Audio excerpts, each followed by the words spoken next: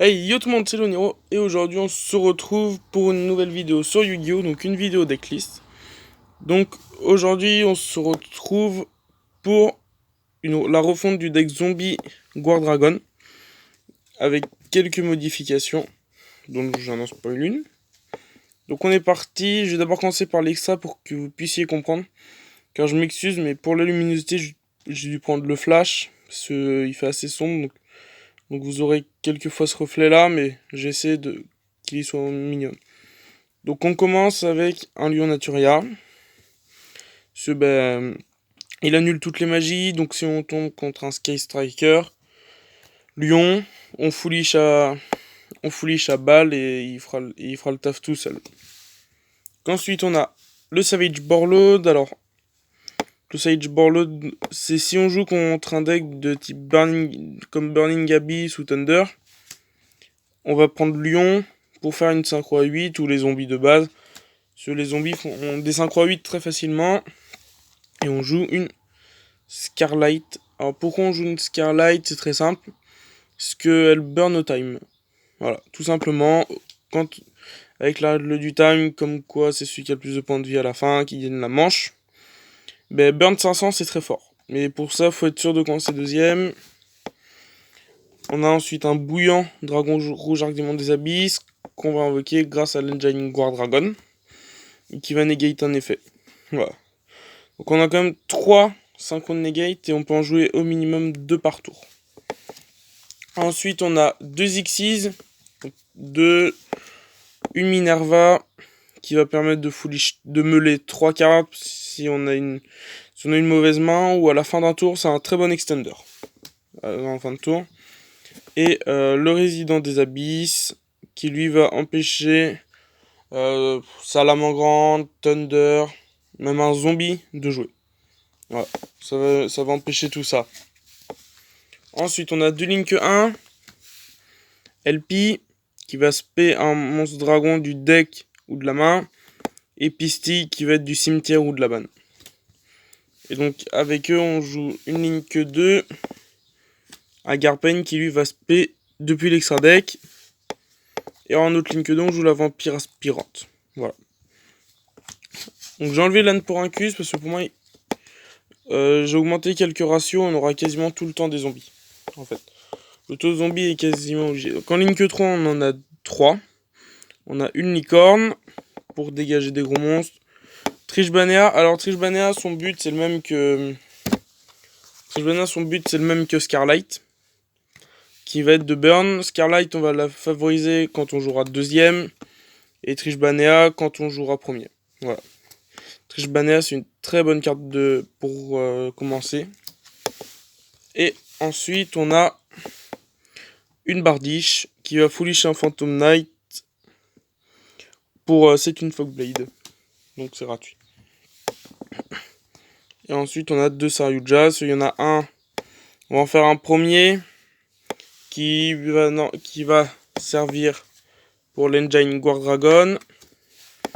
Et un deuxième qui servira si on a une bonne draw à caler Lion plus ou Savage Borload.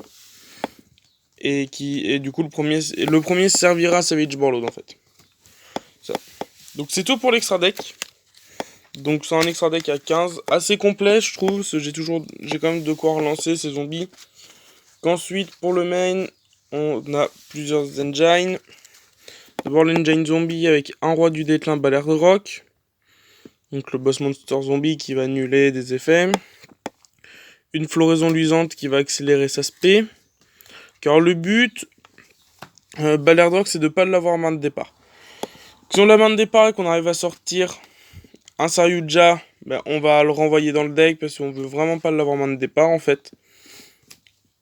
Mais par contre la floraison on peut, parce que si on a Unizombie et floraison, bon, on foolish la Banshee qui arrive juste après, qu'on va jouer x3. Pourquoi 3 Banshee? Oui, donc du coup ça va finir à combo, on foolish une Banshee, on active un monde zombie, on défausse ça et on ramène le roi du déclin. Voilà. Alors pourquoi 3 Banshee à côté du ratio de 1-1? 1-1-3 parce que monde zombie on va en avoir besoin Parce que à partir du moment où il y a un monde zombie sur le terrain, on peut plus faire kaiju, sphère de rat, des trucs comme ça.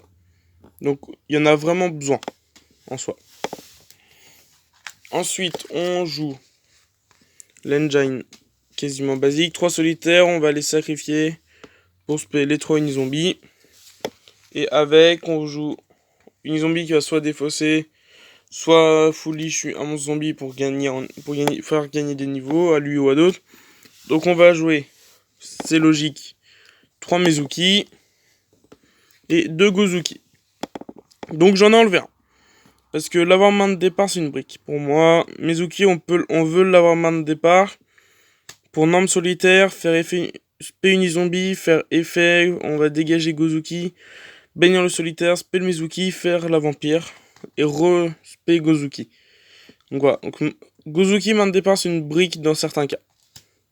Ça peut nous sauver, mais dans la plupart des cas, c'est une brique. Et le dernier zombie, le Shinobi Necro, qui fait extrêmement bien le travail, le Shinobi Necro. Qui, quand il va être banni, donc par effet de Gozuki, par exemple, va se respect. Qu'en soit, on va foolish un Gozuki, ça va être du plus 2 en monstre sur le terrain. Qu'ensuite, une petite engine, une botte et une cape. Tout simplement, 1-1. Avec Bardiche, on va dégager la cape. C'est une fog. La cape vous me permet d'aller tuto les bots qui vont se spé. On va pouvoir link, faire des synchros. Dégager donc et bannir la botte pour reset une fog. Donc une de chaque, c'est largement suffisant. Et comme ça évite de désarmement de départ. Ensuite, on joue donc pour l'engine Guard Dragon, on joue 3 Destruve Vivre et un Effron Serpent. Car pourquoi ça? Parce que Destruve Vivre va se spé facilement si on joue beaucoup de zombies, de ténèbres. Et on peut bannir le Shinobi Necro avec pour le spé. Et l'Effron Serpent, on le veut pas main de départ. Ce main de départ, c'est une brique parce qu'on n'a pas de lumière. Donc, main de départ, ça va être, il va être là. Et on saura pas quoi en faire, c'est une carte morte, main de départ. Alors que quand on le tuto grâce à l'effet du blanc, il se respect. Vraiment, main de départ, le dragon noir et front serpent, c'est une carte morte. Donc avec, on joue pour des spé gratuites, 3 défrags, qu'on spé en défausse un monstre. Donc on défausse un Mezuki, un Gozuki, des trucs comme ça, il se spé. C'est un ténèbre gratuit. Et il est très très fort.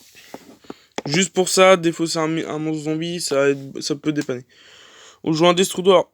L'effet de cost 4000, c'est comme risquer de tour 0, mais si derrière on est sûr de ce qu'on peut avoir, on va être sûr de pouvoir caler 3-4 negate. Ça va clairement gêner le board adverse. Et pour finir, un Red Ice Darkness Metal Dragon. Donc le dragon son métallique aux yeux rouges de mémoire, qui va nous permettre de respect un dragon du cimetière. Et pour refaire des links. Voilà. Donc souvent, quand on a des frags tour 1, enfin quand on a 2 bases des frags dans le cimetière, on va faire Pisty pour ramener des frags, faire LP pour ramener le Red Eyes. Avec Red Eyes, on ramène des frags. Red Eyes et un autre pour faire Agar Pain. Agar Pain va se payer bouillant. Et on aura le défrag pour refaire une ligne que 4 derrière.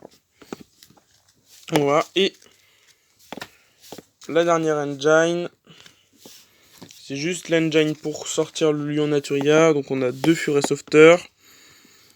Donc 2 Furet Softer, c'est un effet très fort. On le spé avec l'effet de Saryuja, on respect du niveau 6. Et donc on sort le bulbe, obligé. Le bulbe qui est obligatoire. Et un Yoko Tuner, parce que c'est un niveau 1 terre. Et on le veut pas main de départ non plus, c'est une brique aussi. Main de départ, c'est une très grosse brique carte morte. Sauf si on a genre un Yoko et un bulbe. On peut peut-être s'en sortir. On peut peut-être s'en sortir, mais c'est très compliqué. Donc voilà. Donc vraiment, c'est pas une bonne... Donc c'est une engine cool, mais faut éviter de les avoir main de départ parce que c'est un peu briqué. Sauf le furet qu'on veut piocher avec des effets de survie. Et en end trap, je joue 3 haches. La plus polyvalente, c'est vraiment elle qui fait tout le travail, donc c'est la plus polyvalente. Ensuite, on va jouer 3 monstres zombies. Donc tous les monstres sur le terrain dans le cimetière deviennent zombies. Et on peut pas sacrifier de monstres excepté les monstres zombies. Donc il n'y a pas de kaiju, de trucs comme ça. Donc vraiment 3 monstres zombies, il devient un peu plus indispensable. C'est en gros, soit on a une très bonne main, on sort on arrive à sortir nos 2 Saryuja, l'Engine Guard Dragon. Et dans ces cas-là, on a une très bonne main et on peut finir avec le monstre zombie. Soit on a une main potentiellement que de zombies. Et du coup, on peut se permettre de caler monstre zombie pour avoir un tour classique avec un deck zombie. Et avec ça, on va jouer 3 invitations des ténèbres pour de la pioche, à part solitaire, l'engine pour le lion Naturia, Mizuki, Gozuki et les 3 des survivants. On va jouer full ténèbres. Donc vraiment, c'est une très bonne carte de pioche pour ce deck là. Et on joue 3 appelés par la tombe parce que ça fait le travail appelé par la tombe. Hein. C'est une anti-entrap, tout simplement, ou même contre l'adversaire, des squelettons, des trucs comme ça pour Orcus. Ben, il va rien pouvoir faire. Et on joue 3 magies de Reborn. On joue un sacrifice inutile. Alors pourquoi de jouer si on dégage un Mizuki et ça fait le travail. Ou si on a lui et Front Serpent, on peut dégager un lumière pour spé les Front Serpent et après retuer en lumière. Et on joue une succession de l'héritage du monde et un Monster Reborn. C'est classique. Et en piège on joue 2 Fogblade. Donc voilà. Car alors après, donc je vais pas vous montrer les combos, mais un tour parfait serait d'avoir au moins 2 Fogblade de poser, d'avoir le boss zombie, donc le roi du déclin qui sera au milieu souvent, d'avoir lion ou je mets par dessus selon le deck qu'on joue, lion ou Savage Warlord, avec le Saryuja ici, un Saryuja ici, une Bardiche. Donc Bardiche, il va falloir la mettre tout à droite. La Bardiche est là, avec une Bardiche et un bouillon. Voilà. Clairement, si vous avez un tour comme ça, l'adversaire pourra très peu jouer. Un monde zombie, ce serait mieux. Du coup, ben, on pourrait faire ça, mais bon, c'est peu obligatoire. Ce reste quand même un monstre à 3100. 3500, 4700 avec Saryuja et Bardiche qui est là, 2400. Et on a 2 Fogblade de 7. Donc on a potentiellement 4 negates en un tour. Et c'est ça qui rend le deck très fort. Il peut brick, comme beaucoup de decks, il va brick à certains moments. Mais quand vous avez une bonne main, on peut tenter de sortir un truc comme ça. Voilà. Donc c'était tout pour moi. Je vous dis à une prochaine. Salut tout le monde. Peace.